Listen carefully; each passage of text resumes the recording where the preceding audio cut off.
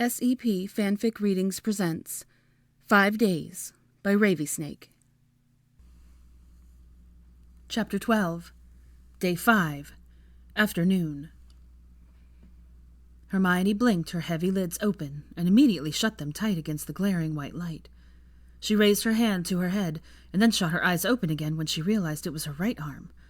"Draco!" she yelped, bolting upright in what turned out to be a hospital bed. She swiveled her head around frantically, darting her eyes in every direction. She was definitely in a hospital room, a brightly lit, otherwise unoccupied hospital room. Only her bed and a bedside table, atop which sat a bouquet of flowers and her wand, were present.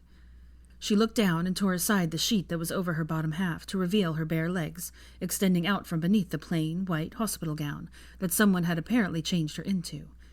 She reached her trembling hand back up to her head and winced slightly at the feel of the tight bandages encircling it. "Draco," she whispered.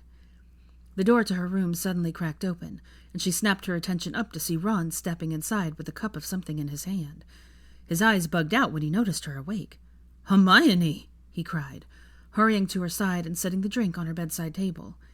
He turned to her and rapidly scanned his eyes over her in a relieved but careful appraisal. "Hermione!" he repeated. You're awake." Hermione's mouth opened and closed several times as she gaped at the impossibility that he was standing beside her. "Are you okay?" he asked, worriedly as she continued to silently stare at him. "Is it your head? Are you in pain?" "How?" she managed to breathe out. Ron gave her a wide, tremulous smile. "We found you stuck in that fissure. We got you out, brought you here to St. Mungo's. You're safe now. You're okay." "Draco," she said, her voice cracking. "Draco, where is he?" "You need to lie down," Ron said, gently grasping her upper arms to try and push her back. She only resisted against his touch at the evasive response. "Tell me he's okay," she nearly growled. "Hermione, you've hurt your head. You need to rest and shouldn't be worrying about Malfoy right now." "You tell me where he is!" Hermione demanded so fiercely that Ron recoiled. Surprise and hesitation both mingled over his freckled face as he blinked at her. "You shouldn't be worried about him," he said. She leaned forward and grasped at his arms. "Where is he?" she demanded again. "Why won't you tell me he's okay?" Ron still looked reluctant to answer. He trailed off when Hermione's fingers tightened around his arms.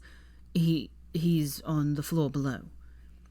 When Hermione began to look panicked, Ron rushed on in an effort to assuage her agitation. "They're still working on him," he said.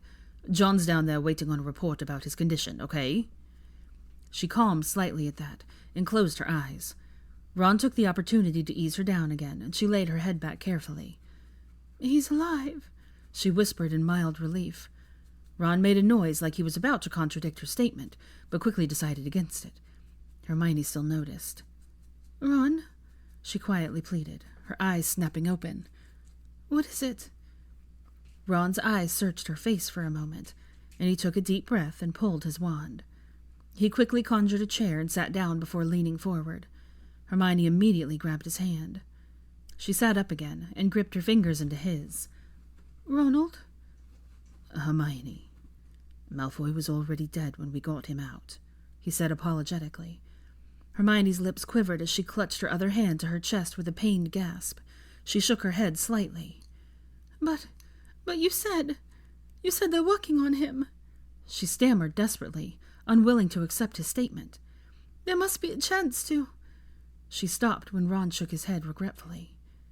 "The only reason the healers are still trying to revive him is because Lucius Malfoy won't let them stop," he said. "Lucius?" Hermione inquired, brow furrowed in confusion and despair. "He's on house arrest." "The hospital contacted him the moment we brought you two in.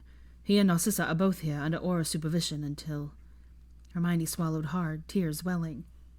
"Until what?" Ron gave her a sad smile. "Until they finally call it all off and stop trying." Hermione slumped back in the bed and cast her gaze downward.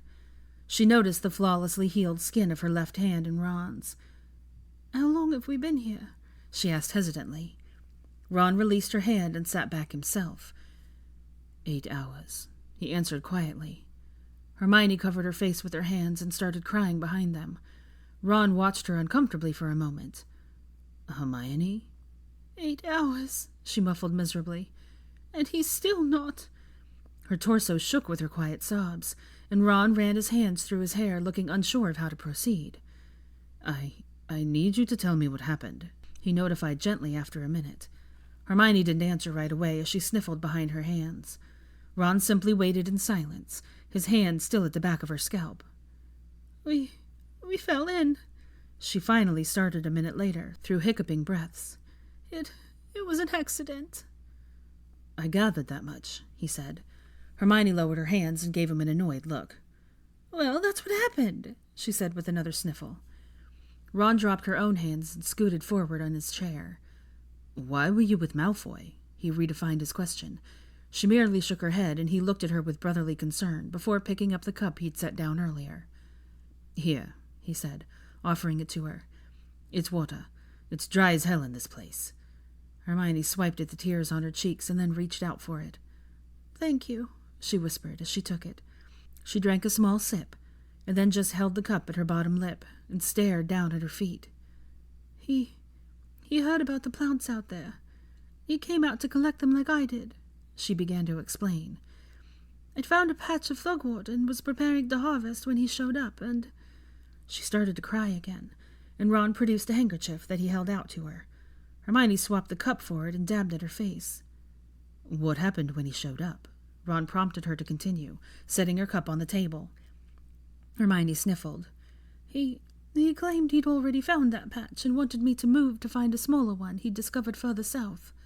I refused, of course, and we got into a shouting match, and we weren't paying any attention to where we were stepping, and... And you fell into the fissure. Ron finished for her. She nodded. I started to fall first, he said. I reflexively grabbed for him to try and stop myself, but he was too close and the ground was pebbly, and... You both went in. He completed her sentence again. She merely gave another nod as she blew her nose. Ron watched her wipe her face for a moment and then asked, How long were the two of you in there? Hermione swallowed around the lump in her throat. 4 days. Ron gaped at her. 4 days, he echoed in disbelief. He slumped back in his chair. 4 days, he repeated in morbid awe. We survived off the rainwater, she explained in monotone, and by tandem casting for warmth. Tandem casting? Ron's curious voice interjected. Hermione looked back up at him. Our arms were trapped and we had no wands, so we pressed our faces together and combined our magic to cast warming charms. You and Malfoy pressed your faces together? He asked incredulously.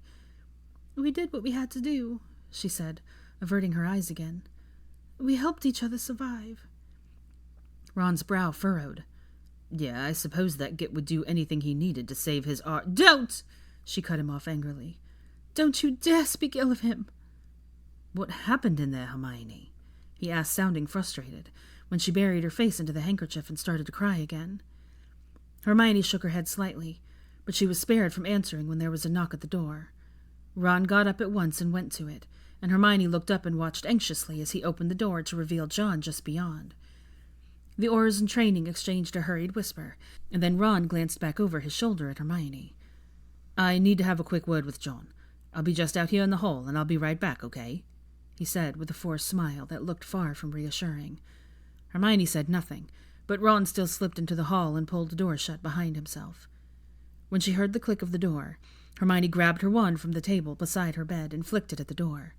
At once, the image of what looked like a projected screen appeared on the wall beside it. Hermione squinted at it as a transcript of the conversation that was happening just beyond it in the hall magically formed on the wall. But stable. She seemed strangely concerned about Malfoy. Understandable, I suppose.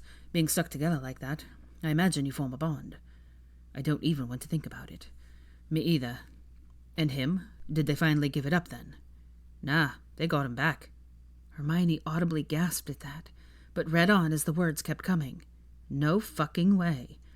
Took a dozen healers and old Lucius owes the hospital a new wing, but yeah, mate, they fucking did it. Fucking hell. Yeah, but he's still a mess. They moved him up here to room 114. He's breathing on his own finally, but he's still out, and they couldn't save the arm. When will he wake up? They, don't know if he will. There's brain activity since they gave him the nerve restorative potions when he first came in, but he's not responding to any stimuli. He could wake up in 5 minutes or 2 weeks, or never. Hermione clutched at her wand and the sheet at her side as she stared at the wall, waiting for more words. Shite. I'm not looking forward to telling her. The conversation picked back up. You want me to? No. You're going to have your hands full with the report on Malfoy. You're sure? I'll do it. No, it should be me. I'll see you back at headquarters. Thanks, mate. Sure. Hell of a first rescue, huh? Not exactly my first. Right, well, good luck. See you when you get done. Hermione flicked her wand when the door handle began to turn, and the words on the wall immediately disappeared. When Ron walked back in, Hermione sat up in the bed. I want to see him, she said. Ron stilled in the doorway and then frowned at the wand in her hand. You did that eavesdropping spell you invented, didn't you? He didn't wait for an answer as he shook his head and clicked the door shut. I've been telling George to try to recruit you for years to help develop new sneaky stuff like that. I want to see him, Hermione repeated forcefully. Ron sighed and put his hand on his hip and pinched the bridge of his nose with the other. You can't, he replied apologetically. Hermione narrowed her eyes at him. He's alive and I want to be there when he wakes up. He shook his head again and he came forward and retook his seat at her bedside. You're not his family, Hermione, he reminded her, so they won't let you in without his consent. He would want me to be there, she countered surely. Ron gave her a pitying look. Lucius Malfoy wants you arrested for attempted murder, he said bluntly. Hermione's eyes went wide. What? That's preposterous. It was an accident. We both fell in. You can't... Hermione, we know. He tried to placate her. We know. No one believes that you were out to kill Malfoy. It was pretty obvious from the circumstances that it was an accident. But you know how Lucius is. He's got to blame someone. Am I under arrest then? She snapped. Ron shook his head. No one is going to arrest you.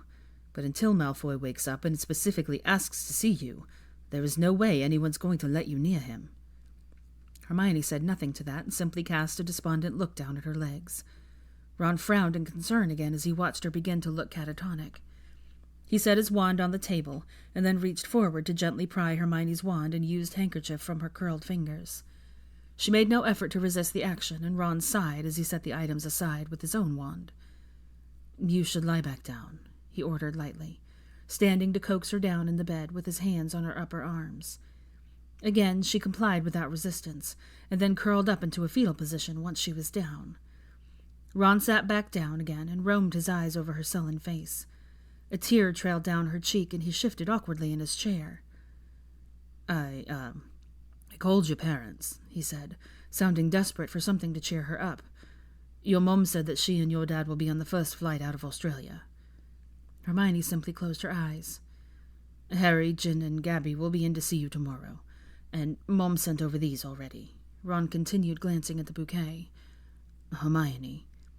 When she still didn't respond beyond clutching tighter at her middle, Ron ran a hand through his hair again and let out an exhausted huff.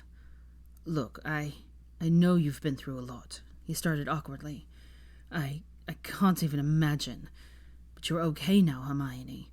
You're all right, and you don't have to be sad. He's not all right, Hermione interrupted with a sad whisper. Ron's mouth twisted as he regarded her. Hermione, he said, his tone managing to come across as apologetic and condescending at once.